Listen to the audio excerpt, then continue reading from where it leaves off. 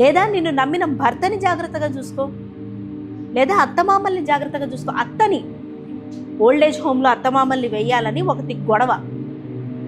భర్త ఆమెను పంపించినందుకు అత్తని జుట్టు పట్టు కొట్టింది ఒక దౌర్భాగ్యురాలు. నీ పిల్లాడు, వాడు నీ పిల్లాడే అనుకుంటే అక్కడే చూస్తున్నాడు వాడు. వీడియోస్ మేము కూడా చూసాం, ఆ వైరల్ వీడియోస్. రేపు పొద్దున అదే వాడు రిపీట్ చేయడా వాడు పెళ్ళంతో కలిసి? కారణం ఏదైనా సరే, పెద్దవాళ్ళు ఎంత అసలు నిజంగా భ్రష్టు పట్టించేలాగా ఉన్నారు వీళ్ళని అనుకున్నా సరే, నీ మానవత్వం ఎటుపోయింది అదే అడుగుతున్నా. ఒకరిని కొట్టే రైట్, దుర్భాషలాడే రైట్, చెత్త కామెంట్లు పెట్టే రైట్ నీకు ఎవరిచ్చారు?